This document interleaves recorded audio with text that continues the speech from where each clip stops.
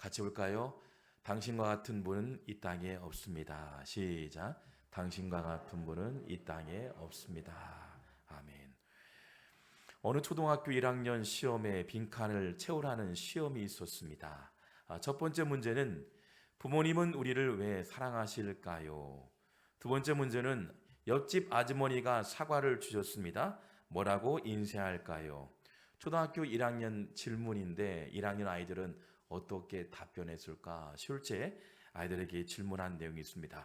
첫 번째 질문, 부모님은 우리를 왜 사랑하실까요? 답을 한번 볼까요? 그러게 말입니다. 그러게 말입니다. 두 번째 질문입니다. 옆집 아주머니가 사과를 주셨습니다. 뭐라고 인사할까요? 뭐 이런 걸 다. 뭘 이런 걸 다. 참 재미난 답변인 것 같습니다. 하나의 상상력이 웃음바다를 만들게 합니다. 오늘 나의 삶의 조건들을 웃음과 행복으로 바뀐다면 얼마나 좋을까? 어떤 자세로 살아가느냐, 어떤 자세로 생각하느냐, 불행한 상황들이 행복의 상황으로, 고통의 상황들이 웃음의 상황으로, 아픔의 상황들이 감사의 상황으로 자세가 생각을 바꾸고 자세가 웃음과 행복을 바꾸어 간다면 얼마나 큰 기쁨일까요? 성경을 읽으면서 한 사람의 생애를 평가할 때 어쩜 이렇게 선명하고 뚜렷할 수 있을까 감탄하게 되는 사람이 있습니다. 하나님의 사람 바로 모세입니다. 그의 생이 마쳤을 때 성경은 이렇게 기록하고 있습니다.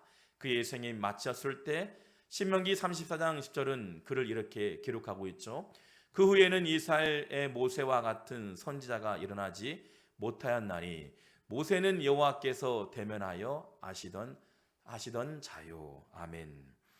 모세와 같은 선지자가 일어나지 못하였다. 하나님께서 인정하는 사람이었다는 사실입니다. 또한 백성들에게 존경받는 지도자였다는 것을 단연 보여주고 있습니다. 그러나 그에게도 화려한 스포트를 받는 것만은 아니었습니다. 지난 과거를 돌아보면 본문은 그렇게 꿈에 그리던 가나안 땅에 보이는 느보산 산자락에서요, 하나님 말씀하고 있습니다. 너는 가나안 땅에 들어가지 못한다라고 하나님의 음성을 듣습니다. 하나님을 원망하죠. 저는 이스라엘 백성들 200만의 성도들을 데리고 애굽에서 탈출하여 가나안 땅에 이곳 일본 느보산에서 머물게 되었습니다. 하나님, 저 역시 저만 하나님 버려두지 아니하고 저도 입성하길 원합니다. 모세에게 엄청난 충격이었습니다. 다들 들어가는데 왜 나만 못 가는가? 깊은 실망감과 분노, 주저앉고 싶은 낭망의 상황의 장면이 오늘 본문의 장면입니다. 얼마나 실망되었을까요? 그런데 모세가 하나님의 뜻을 그대로 받아들입니다. 그리고 마지막 미션이었던 백성들에게 설교의 말씀을 대언합니다. 아침과 점심 저녁으로 부흥회를 시작합니다. 세 번째 집회를 통해서 유언을 남깁니다. 가나안 성도들이요, 하나님의 백성들이요, 가나안 땅은 하나님께서 이미 계획하신 땅이었습니다. 강하고 담대하게 두려워 마세요. 그 땅을 얻게 될 것입니다. 단 말씀을 듣고 행할 때 약속이 성취될 줄 믿습니다. 모세의 설교를 듣고 백성들의 가슴을 뛰게 했던 말씀, 바로 신명기 모세의 설교 내용입니다. 그리고 모세의 생애는 끝이 납니다. 그리고 모세가 죽은 후에 하나님의 평가가 나옵니다. 하나님의 평가. 오늘 34장 10절의 내용이죠. 지금까지 모세와 같은 사람은 없었다. 누구나 들어가는 가나안 땅에 들어가지도 못하는데도 불구하고 그런 절망의 상황에 서지 않고 오히려 하나님, 저를 멈추게 하시면 이 자리에 멈추게 했습니다. 그런 고백이었죠. 그러면서 훗날 죽음 이후에 하나님께서 그를 평가합니다. 지금까지 모세와 같은 사람은 없었다. 여호와께서 대면하여 하시던 자라고 하나님은 그를 평가합니다. 하나님께서 모세와 얼굴을 맞대 보시듯 하나님의 말씀이라면 생이 마치는 순간까지 끝까지 생명같이 지켜나갑니다. 가라시면 가고 멈추라면 멈췄던 모세의 결단, 그리고 하나님 말씀을 순종했던 모세의 그의 자세. 하나님께서 직접 말씀하십니다. 지금까지 모세와 같은 사람은 없었다고. 저는 하나님께서 모세에게 말씀하신 것처럼 오늘 성천 바울의 성도님 향해서 여러분 같은 사람은 없었다라고 그렇게 평가가 되길 주의 이름으로 축원합니다. 지난 11월 10일 목요일이었습니다. 가슴 아픈 소식을 듣고 전북대학교 병원으로 달려갔습니다. 사랑하는 정동원 집사님 소천 소식이었습니다. 지난해 등록하여 항암을 견디면서 1년여 동안 신앙생활을 같이 했던 귀한 집사님이셨습니다. 교육자의 마음이 가장 아플 때가 있다면 성도와 갑작스럽게 헤어짐이겠죠. 장례를 잘 마치고 장인 되시는 장로님께서 말씀하셨습니다.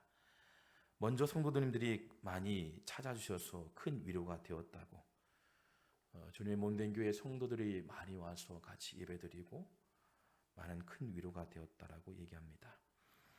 그리고 정동원 집사님의 친구들이 멀리에서 왔다고 이야기합니다.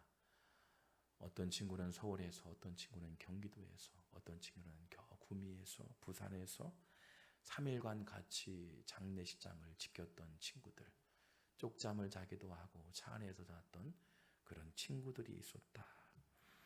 짧은 생이었지만 그 4일의 모습들을 보면서 지난 과거를 돌아보았겠죠. 그러면서 이런 말합니다. 사위 잘 살았구나. 사위가 잘 살았구나. 이런 이야기를 저에게 들려주었습니다. 한 인생을 돌아보며 인생 잘 살았노라, 가슴 뛰는 삶을 살았노라, 어려운 목회자를 보이지 않게 도왔던 손길이었습니다. 어려운 교회를 도왔던 손길, 저도 지금도 생생하게 기억됩니다.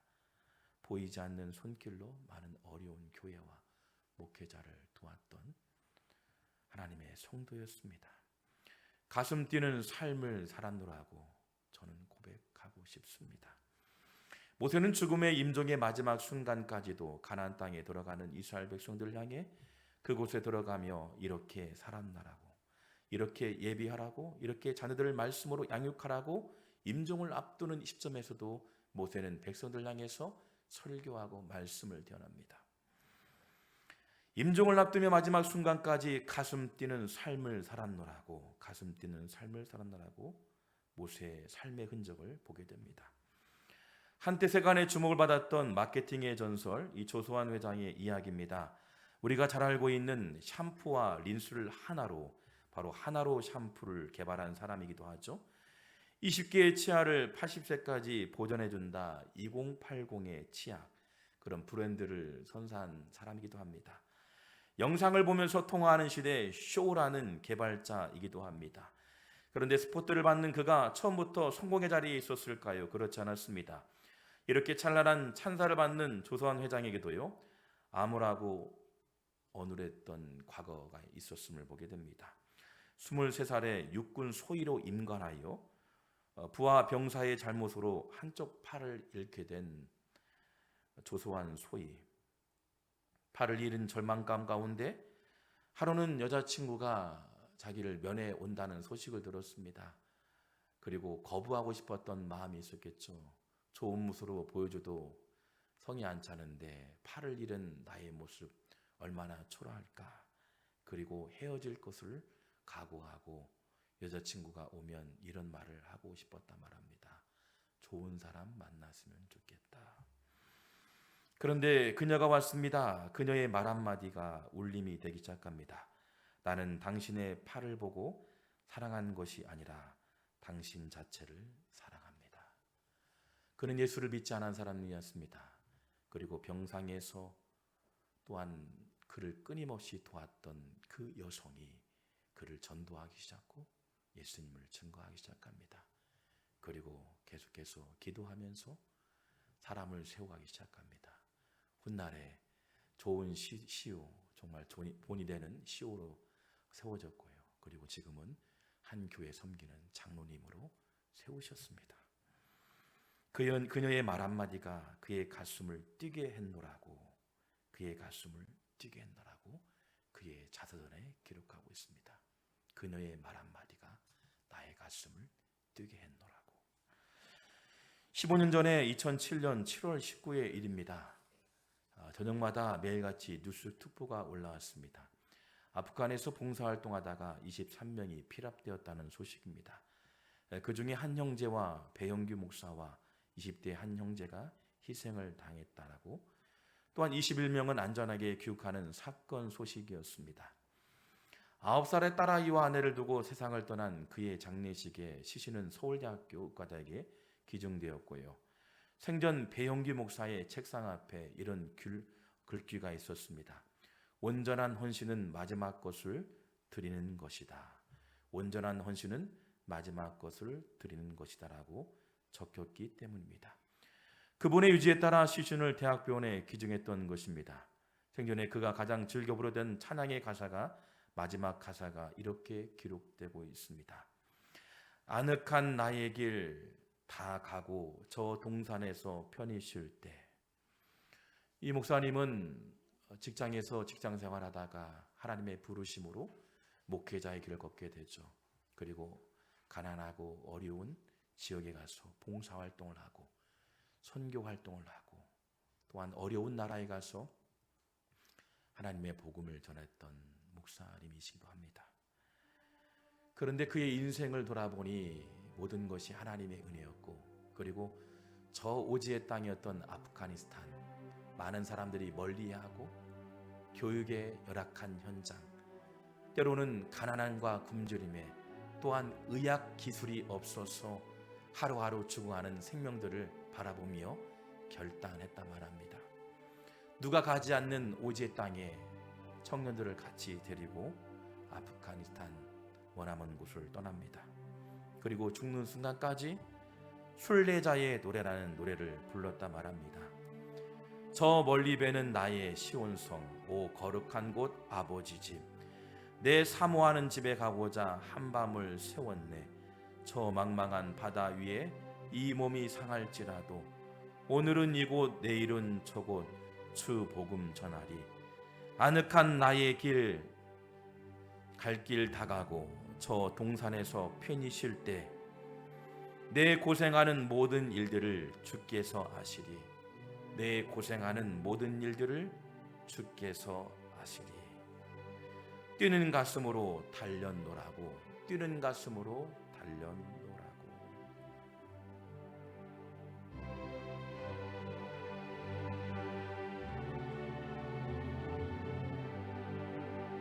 저 멀리 배는 나의 시온성, 오 거룩한 곳 아버지 집, 내 사모하는 집에 가고자 한밤을 세웠네. 저 망망한 바다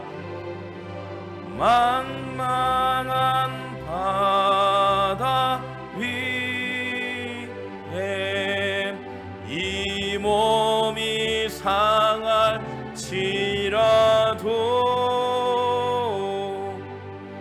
이 오늘은 이곳 내일은 저곳